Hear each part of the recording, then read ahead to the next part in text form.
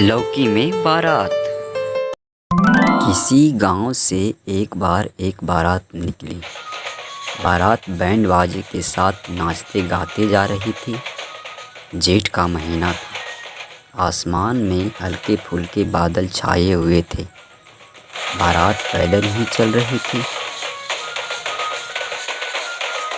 खेतों में कहीं कद्दू तथा कहीं बाजरा, मक्का आदि लहलहा रहे थे। बारात नाचते गाते झूमते, कभी दूल्हा नाचता तो कभी दूल्हा के पिता तो कभी बारात के सभी लोग, सभी मस्ती में आगे बढ़ते जा रहे थे।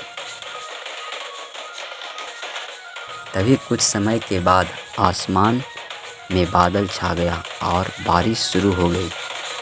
सभी बारिश से बचने के लिए इधर उधर देखने लगे। तभी कुछ दूरी पर उन्हें कुछ बड़ा सा दिखा। एक ने कहा, अरे वो क्या है? शायद कुछ छुपने के लिए जगह है। चलो हम सभी उसी में छुप जाते हैं। सभी उसी तरफ बढ़े। जब वहाँ सभी बारात पहुँची तो देखी कि यह एक बड़ा लौकी है। दूसरे ने कहा, अरे इतना बड़ा कद्दू, चलो इसी में छिप जाते हैं। कद्दू में द्वार बनाया जाता है और सभी एक एक करके उसी में छिप जाते हैं और बैंड बाजे बजाने लगते हैं।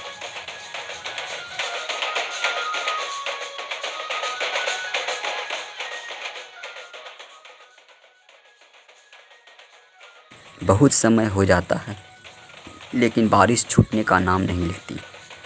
इतनी बारिश होती है कि नदियों का जलस्तर बढ़ जाता है और बाढ़ आ जाती है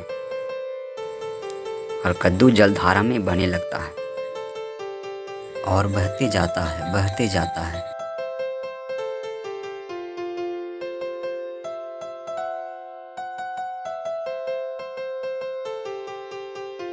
कद्दू बहते बहते बहुत दूर चला जाता है और उसे एक बड़ी सी मछली अपना आहार समझकर निगल जाती है।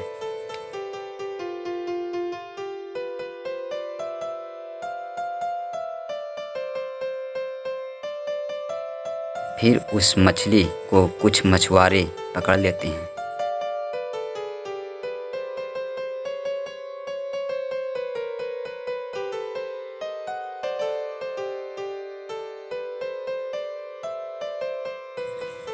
और उसे ले जाकर किसी सेठ के यहाँ बेच देते हैं।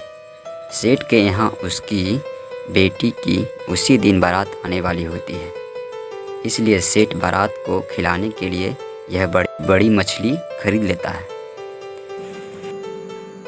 फिर सेठ की आज्ञा से जब मछली को दो भागों में काटा जाता है तभी वही बड़ा सा कद्दू निकलता है जिसे मछली ने निगल गई थी। सभी चौंक जाते हैं।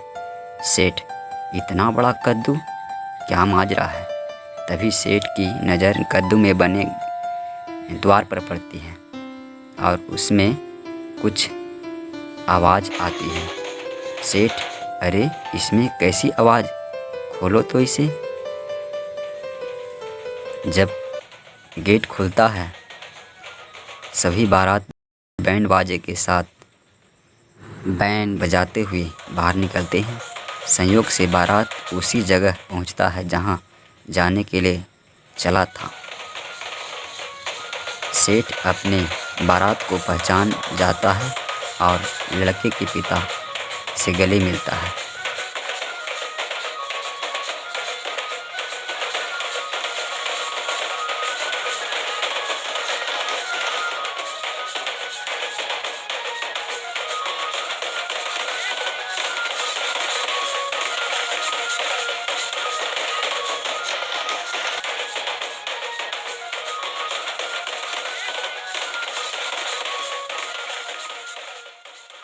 फिर शादी हो जाती है। तो देखा ना दोस्तों, मज़ेदार कहानी। ऐसे ही और कहानी देखने के लिए हमारे वीडियो को लाइक कीजिए और सब्सक्राइब कीजिए।